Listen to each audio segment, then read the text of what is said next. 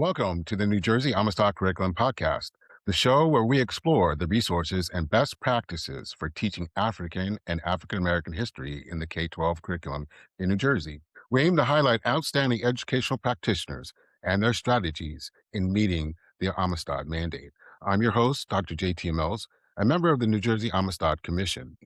A measured way to engage students in practicing historical research methods has been to encourage their participation in National History Day contests. For 50 years, the National History Day contest equips students with the skills in historical research, communication, project management, and critical thinking. This endeavor has now shown to be a successful way to provide high-quality educational experiences while teaching students to be active learners. The New Jersey Amistad Commission has expanded upon this, instituting an annual Afro-Latino History Day contest that began in 2025, coupled with a Southern and Northern Regional 4th and 5th grade African American History Day contest. In this edition of the Amistad Podcast, we will hear from educators who have engaged their students in participating in the various History Day contests hosted by the New Jersey Amistad Commission, and in partnerships with various school districts across the state. Welcome. And Teresa, if you want to introduce yourself. Hi, my name is Teresa Mon, and I'm a high school educator in East Orange, New Jersey at East Orange STEM Academy. And I teach at East Orange STEM Academy. I teach AP African American Studies, AP United States History, and Modern U.S. History. My students are grades 11 and 12. Good. And Ms. Parker? Hello, my name is Naisha Parker. I am a teacher at Camden City School District, especially at the Davis Family School. I am a bilingual math and science teacher for 5th grade, but I have taught 5th grade all the way up and all the way down. Great. So welcome to the Amistad Podcast. Each of you, can you provide our listeners with a little about how you have engaged your students in participating in these type of educational events? And we'll begin with Teresa. We'll begin with me. Okay, so I have been involved with the Amistad Commission since 2012 when I attended my first Amistad Summer Institute and was immediately hooked by the resources and the speakers that were available and the strategies that I was made aware of. And I also became involved in National History Day right around the same time. And so what I love is that I've found a way to blend two of my favorite things, and that is to enable my students to participate in the National History Day competition on the New Jersey level, and then moving on to the national level. And usually their topics are something related to African American history, but we also look at a broad base of topics from all across different aspects of history, whether it be history involving the continent of Africa, history involving indigenous people, Hispanic heritage history, but all of it stems from student interest and their curiosity in wanting to pursue inquiry and a project-based learning approach. Very good. All right, so very similar to Teresa, I've been doing the Amistad work for just 3 years. This is the year number 3 for me. But I became involved when I was asked by one of the commissioners, which is Assemblyman Antoine McClellan. I was asked if I wanted to become part of the teacher leadership for the Amistad Commission or the committee, and I said absolutely. So I went on one of the judging, and I was appalled from it.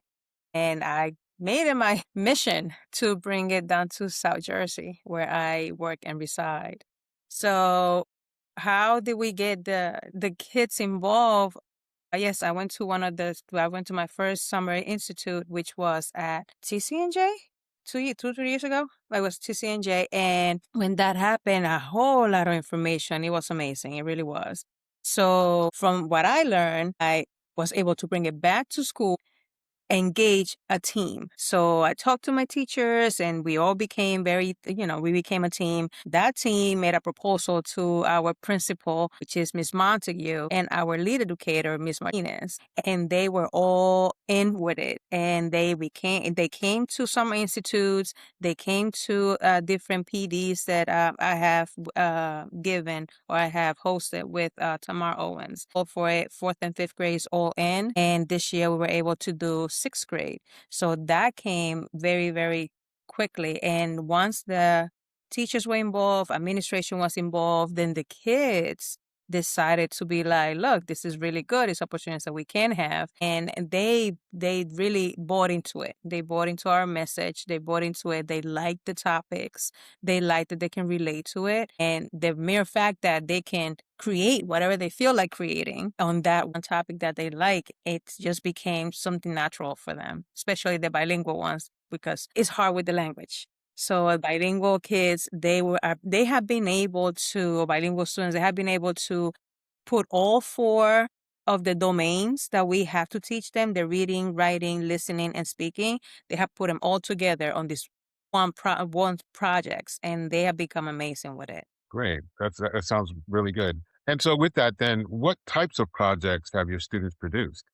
My students have produced a wide range of projects. I've had them create websites using the NHD Web Central. This year, I have students who have a website looking at hip hop and New Jersey, the connection. I have students who created website about the history of the Holland Tunnel and its impact on the communities around it and reform that takes place in terms of transportation. I have students that are doing performances, single individual senior performances. And one topic is it's called Silencing the Revolution. And it looks at Patrice Lumumba and the CIA's involvement in his assassination and its impact on the Congo. I have another student who is looking at Gritos de Lares, which was attempted revolution in Puerto Rico in 1868. And both of those students, all four that I've talked about so far, it stems from their interests.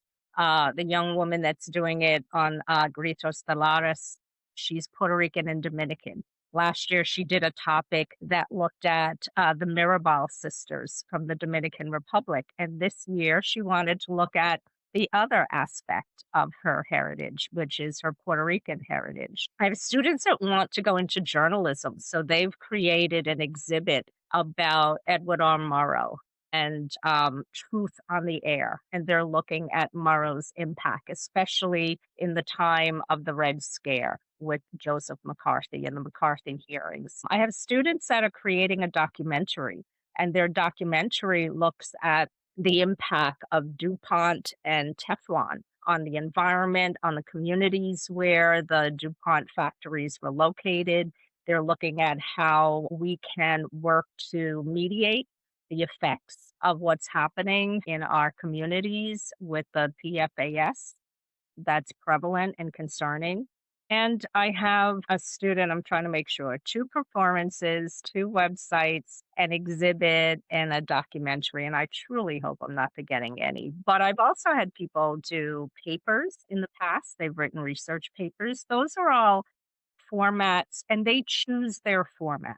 I do not steer them in how to create the project. It's a matter of what they see as their talent and their skill level. I often listen to their requests as to topics that they want to select. And this way, it's like student engagement, right? It's student choice. They make the choices, they control the inquiry. And I'm just the guide on the side, which is kind of what the goal is for any kind of project-based learning. Very good. I agree with Teresa. Pretty similar. We concentrate more, like when we started, it was only fourth and fifth grade. So we have done performances and exhibits, either individual or in group, depending on, just like Teresa said, on what they feel, how they feel, if they want to work by themselves or they just want to work in a group and they have the same like eager to talk about that topic. So And then the performances, they create their own script, they create their own language, they create everything after they do all the research and everything. What does this sounds like? Okay, say it to your partner. Does it sound right to you? Do you think you should change a sentence here and there? Do you want to add anything? So those kind of conversations, you can hear them in the classroom. So once they get that topic and they're like really into it, that's how they talk to each other, which I have found that is different from years before when they were not the other students that I have had, because I've been teaching for 18 years. So before they were like, all right, we're just going to do a project here, there, put it here, glue there, whatever. But then ask them about what it is, and they're like, well, and they really don't know what they did because they weren't interested. It was just an assignment. So with this, it's like even with Teresa students, like they're going into the roots. They're like really digging into who they are, their families. I'm gonna interview my grandmother. I'm gonna do this, blah blah, whatever. I'm second generation, but my grandma's here. She's alive. Can I interview her? Yes, you can. Do your grandma wants to come and do a presentation for the classroom? We can arrange that. Like all that stuff that those are like methods that they come up with. Like, because I don't know their families like that, but when they're like, oh yeah, my grandma came from 20 years ago and she had nothing. I said, well, tell your grandma, this is the perseverance that we're looking for, the resilience that we're looking for. So, just do what you have to do. And they get it. So picking how they want to create or what project they want to create, that's what gives them the purpose. So at least on my experience, it gives them the purpose. Very good. And so that sort of answers my question, or how do they get their ideas? And a lot of it is, and so mainly it's really coming from the student, and that's great. And so with all that, and they get their stuff together, how do you prepare the students for the day of the event? Yeah, as Naisha said before, when her bilingual, multilingual students create their projects, they're actually meeting those four major domains, right? And what I find with these projects, they align with our New Jersey state Yep. standards for social studies. Yes. It develops critical thinking, historical thinking, because one of the things that it all begins with, you've selected your topic, but now you have to do your research. How do you locate sources for your topics? So we're teaching skills that enable them to identify differences between primary sources, secondary sources. We're helping them to navigate through databases. Some of my students have not been in their local library in years. So this kind of helps them make a connection, reconnect with their local librarians.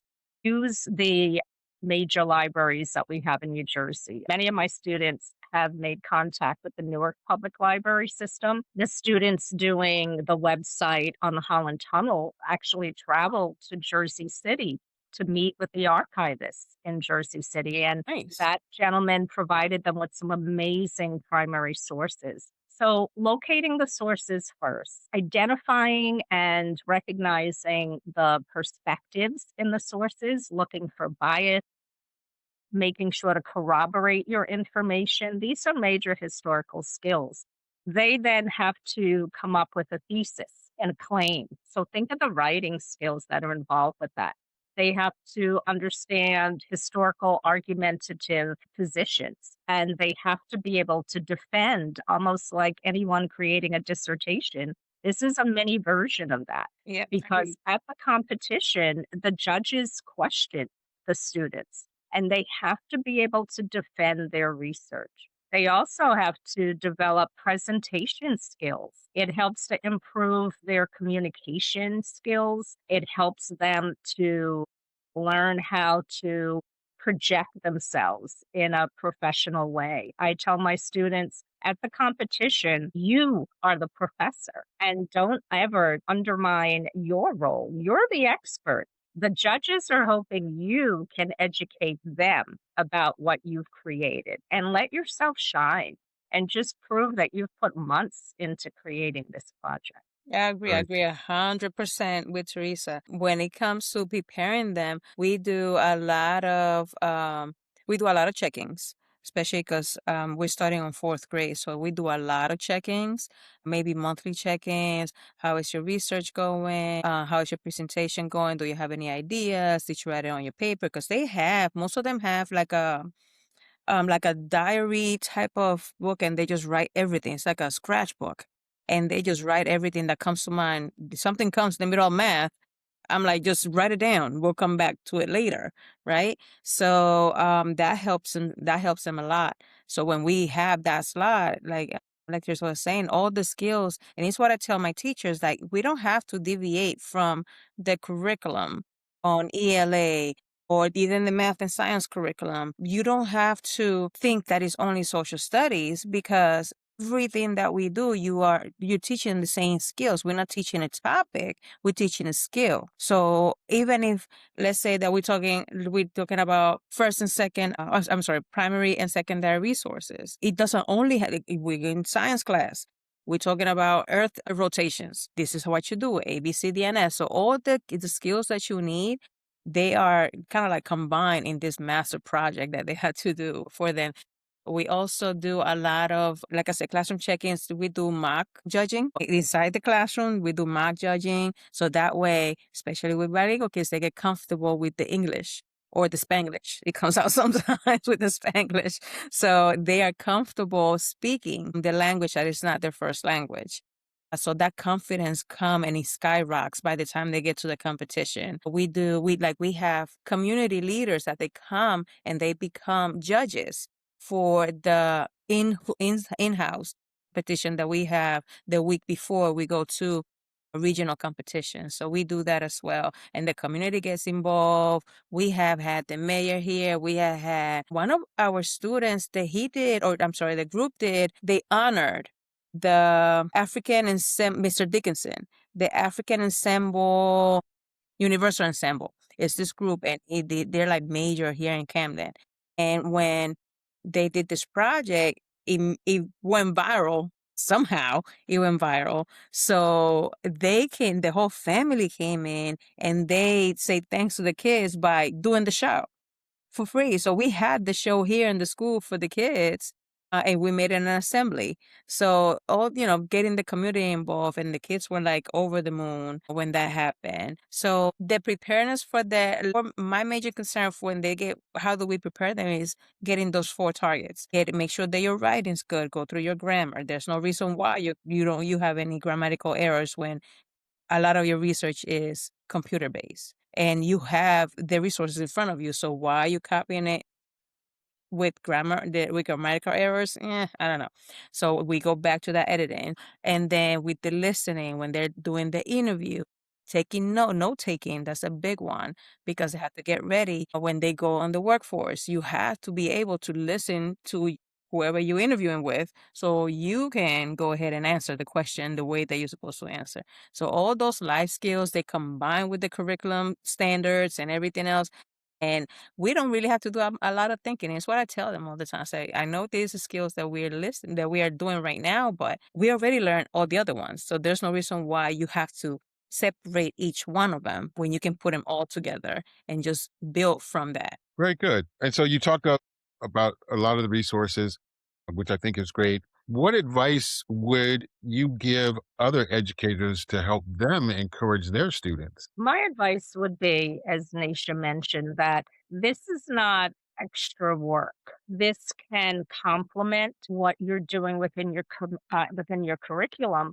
But also, if your curriculum is not very inclusive, this is an opportunity to broaden that curriculum because you're bringing in the voices. You're bringing in the stories of people who are not often found in a textbook. And so I encourage teachers to recognize the value to doing these kind of project-based learning. There is a benefit that will happen for the community, as Naisha stated. For my students, last year, a young man who did a website on the Colored People's Convention and he made it to nationals.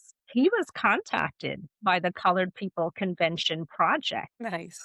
One of the judges at nationals was involved with that organization, and they were able to see that his project was listed. And so they reached out to him in email. This broadens the students' circle of people that they can come in contact with.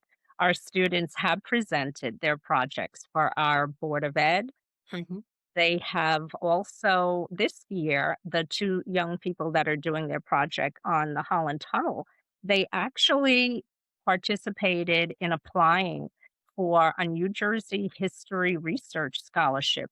It's called the Mark Mappin Scholarship. The scholarship is given to undergraduates or high school students who are doing research about New Jersey history. Sam and Carlise were told just this past week that they were the recipients. They get $300 as a team to use to continue the research. That's And they identify that that money will be used for them to purchase a small camera. It will also pay for their transportation because my kids rely on public transportation to get from East Orange to Jersey City. So the advice to teachers is that this is beneficial to your students, it's beneficial to you. You will really see that the joy. Naisha, if you've been to the award ceremonies, it is the Oscars for my God, history. yes. Yes, it is. And that's what put me in, that kids are cheering and clapping. Yeah, We always know that the athletes get celebrated. yeah, This is an opportunity for the people that are on the academic side. The scholar gets celebrated, and that's so beneficial. So teachers can begin by attending the Amistad Summer Institute, yep, where I have for the past few years done a presentation about how you can start your National History Day project. They can also, through the New Jersey History Day organization, which is headquartered at William Patterson. I'm on their advisory committee, and they also will offer workshops periodically at the beginning, especially from September into before the start of regionals, and just attend and learn, and then reach out to myself, reach out to Naisha, reach out to the people at the Amistad Commission. yeah, There's scholarship money available through the Amistad Commission for people who are just starting yeah. their NHD projects. Yeah, yeah, I agree 1,000,000% with Teresa, and that's pretty much what I tell anybody that's interested. Start small, start intentional, because once you have that very strong base, everything else is gonna get built in that strong base. So once they're intentional, don't try to do everything by yourself. Create a team. Like Teresa said, we do have presentations. I usually do the presentation for fourth and fifth grade on how to start it, and then she does the junior and high school. So the resources are there. The New Jersey Amistad curriculum website, that's up and running, and that's an amazing curriculum to go in. Like, you have so many resources and lessons, and name it, it's in there, and it keeps growing.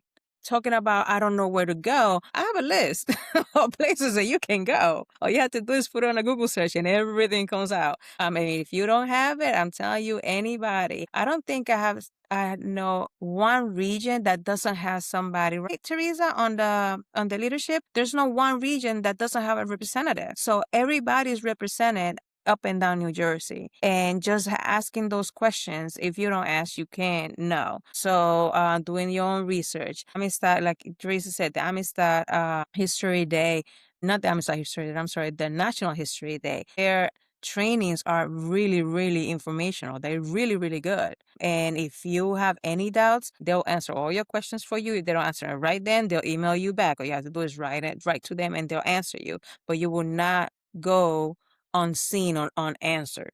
And that's the grade of it. Because once you have that passion for this work, very hard to dim that light. And that's what I tell my teachers and my students. Don't let nobody dim your light. You found what you like, you found what you want to do, you go straight ahead, and we'll guide you through the process. That's what we're here for. Just like everything else, just guide you have your idea. Don't let nobody tell you you cannot do it, and you're not allowed to, because at this point in life, with everything that we have available on our fingertips, there's no reason why somebody can tell you, no, you're not allowed to. So, what motivates each of you to be such a committed and celebrated educator? Number one is, as stated before, it's kind of the seeing the impact when students recognize that this is something that they can excel at, right? And this is the type of work that it's not just earmarked for the AP students, or it goes across the base of academic levels. And you don't know what joy it brings me to see a student who may struggle in the traditional curriculum find that their project is selected to go on to regionals or to move on to states. And some of the students I've taken to nationals have not been in honors level courses, and they're not necessarily the AP level students. So I think I'm motivated by the transformation that I see in my students. They grumble and complain, believe me, when they are first introduced, because this kind of work requires rigor. It requires perseverance. It requires dedication to keep moving. And students don't like when they hear the dreaded phrase annotated bibliography. Mhm. They run, they want to, what do you mean? How many do we need and why Yeah. is that? That But never goes away. it doesn't. And that's the other thing I tell because I'm at a high school level, but we also have middle schoolers in my building. And my friend, who is also involved in National History Day, tells her middle schoolers these are lifelong skills. These are lifelong skills. These are skills that you will need when you continue your education. And even if you don't go to college, you're learning how to present yourself to the public. You're learning that necessary ability to communicate well with others. And you're learning how to collaborate. Some students work in groups and some choose to do that. So they have to learn how to navigate the challenges that come with that. So I am definitely motivated also by the fact that they're tapping in to their own interests. Yes. I'm a big fan of the line in Hamilton, Who Will Tell Your Story? And so they get to tell the stories that no one else might be telling at the moment. Yeah, exactly. Representation, and just seeing that light in their eyes when you're presenting something and they're like, really? That came from, I said, yes. So let's explore that. So there's a lot of history that, like when we were growing up, everything was storytelling. And your grandmother did this, and your great grandfather did that, and there's not a lot of storytelling going on with these generations. So when they come across a topic like right now, one of the projects my students have is how the Asian civilizations or the indigenous civilizations, how or what were their pluses or what did they do so we can learn about the earth and how the earth rotates and what tools and instruments. And they're like, oh my God, like the Taínos here and the Mayans there and the Incas here. I was like, yeah, all of them. Those are your ancestors. Explore them. So everything that we know right now is because of them. So you have to know what happened. So my motivation is that the representation. That's like my major. And we know that us being teachers, most of the time it's a thankless job, but it's so rewarding when you go and your students are there and they're passed to the next level because they put in the work. You didn't do it for them. They did it. And they get the accolades. Like I'm an athlete. So yes, we got a lot. Like we got a lot. MVPs here and there, interviews and everything. Yes. But getting to the student part of the student athlete is the part that is mainly not represented because there's a lot of smart kids in here, but they're undervalued and they feel undervalued a lot of times because they don't understand or people don't understand them. So once you tap into that thing that turns the switch on, like you really have to give it all. And that part, that representation, that's what really grabbed me.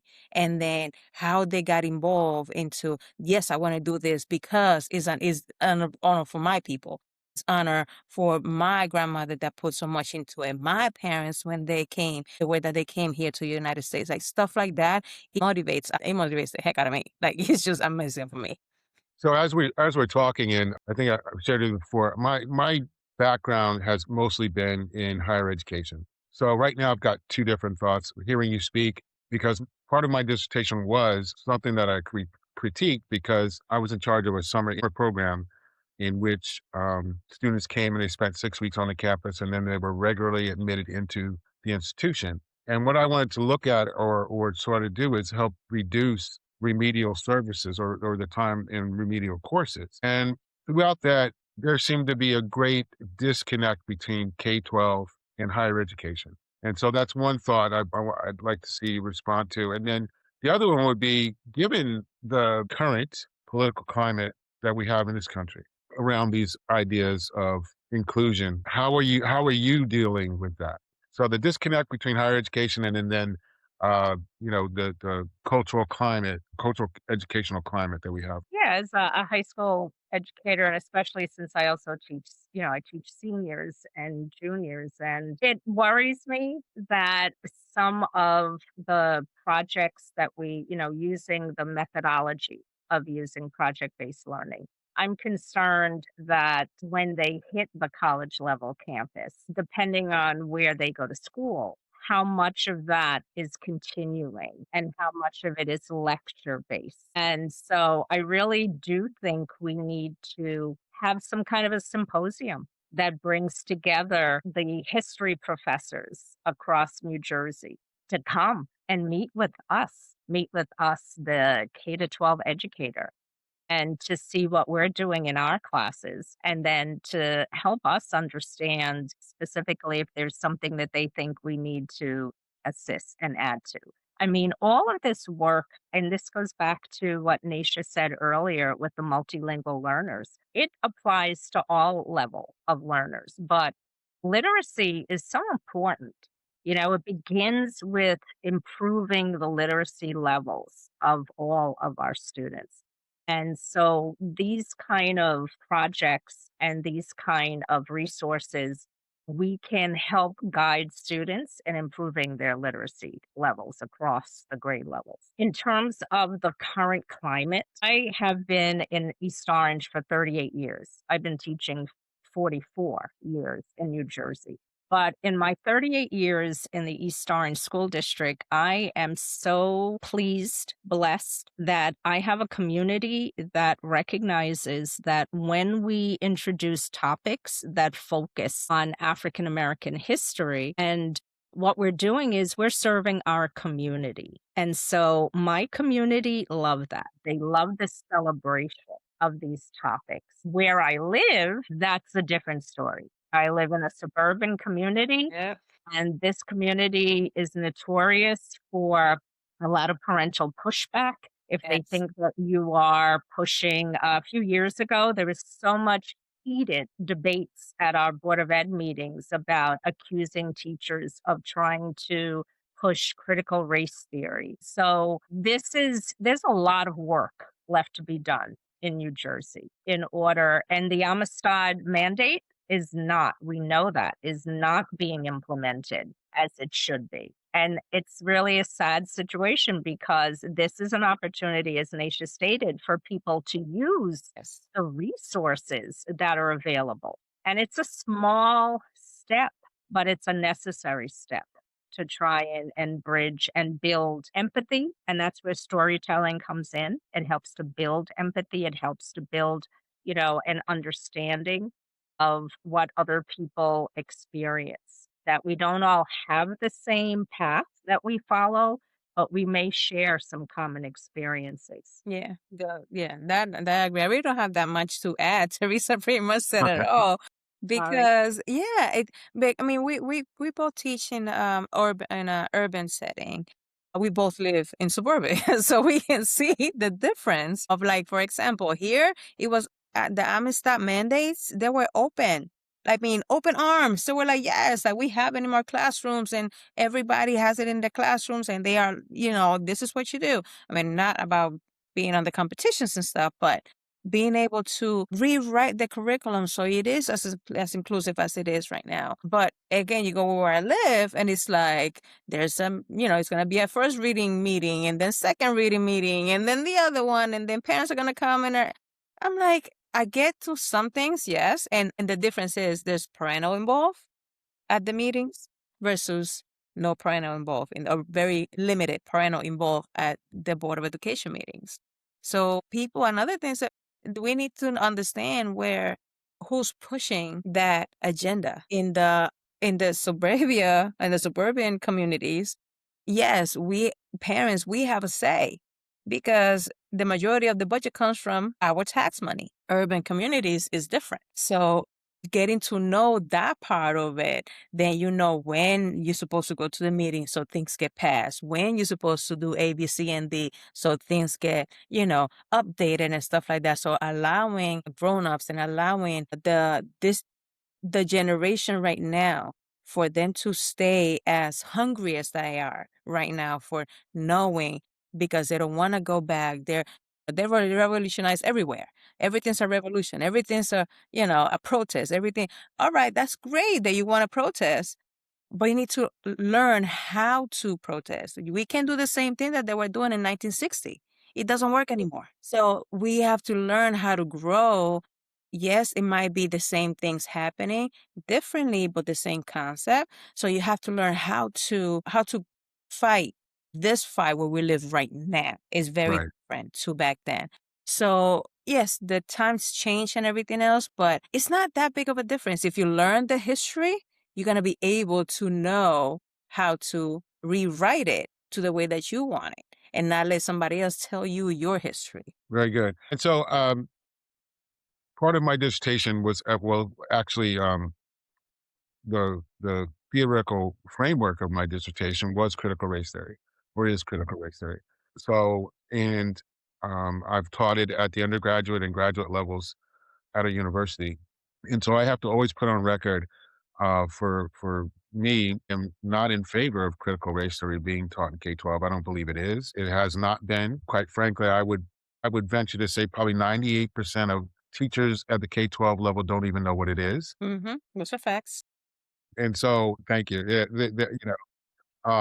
as I will say to some, that critical race theory came out of law schools. You're not going to, I don't know how, I'm new to this K-12 world, but I don't think you're teaching astrophysics to ninth graders. And so, but I think we are at a point, and I like to utilize my position here on with this podcast and the Amistad Commission to begin to address those kind of issues. So hopefully, I would love to have the two of you back again, and maybe talk more to that, because I think it is important to understand whose voice gets to make the policy. Exactly. There's one thing about practices, but then there's policy Mhm. and And accountability. accountability. And so that's where, for me, the Amistad mandate, or all the mandates actually that exist in New Jersey, that's the approach that we should be taking. These are not suggestions; these are laws. These are laws, and a lot of people don't understand the difference between option and a fact. Like that's what you have to do. That's your job. There's a lot of confusion when it comes to that. Yes. But I really think and so now, now being in this position out for a year now, as of last month, because my involvement, if you didn't know this, I got involved with the Amistad Commission because I ran the Office of Multicultural Affairs at Rowan University, and I invited the Amistad Commission onto the campus and hosted the Summer Institute for about four summers. And so that's how I got involved. And so I really want to be able to help the commission, now that I'm retired, push for what this really should be, and really getting people to understand that, this is not a DEI initiative. This is not, if you take and ask my seventh grade self what I thought about history, I would have had a very nice, colorful, I don't want to do that kind of thing. Or why do we need to know that? It's already happened. I believe we're in a time where history does repeat itself. And if you think it's the first time around, it's not. To what Nisha was talking about. And so that, to me, history now for me is this sort of way of arming myself, or we should be arming our future generations with the knowledge on how to push back. And so I thank you both for being here with me today. And again, like I said, I'm going to invite you back again. And I really would, after this first couple of series of the podcast, be able to get in a little bit deeper and talk about these issues that are really affecting our ability to be effective teachers. And really, I think, for me, I don't think this generation understands what they're missing out on. Mhm. Is one thing growing up in I'll say growing up in the 70s. Okay. Same. It might be the same Eight- generation. 90s. Growing up in the 70s where, we could go to school and wear our hair any way we wanted to. We could dress it with a dashiki and be able to express ourselves, where I believe this generation doesn't understand because of the cell phones and all that they're being suppressed. Very. Um, and so I think you all being on the front line of that, I think is something that really was what inspired me to do this, to create this podcast for the Amistad Commission. So again, thank you, and I hope you enjoy the rest of your Friday evening here and the weekend. Thank you for having us. Thanks for the All invite. right, Appreciate it. thank you. Thank you for joining us on today's episode. You can reach the Commission with any questions or inquiries about how you can contribute to this effort to Amistad SP at doe.nj.gov. This is the New Jersey Amistad Podcast, brought to you in partnership with the New Jersey Education Association, the American Federation of Teachers, the New Jersey Principals and Supervisors Association, the New Jersey Association of School Administrators, the statewide Parent Advocacy Network, the Garden State Coalition of Schools, and the New Jersey Leadership for Educational Excellence.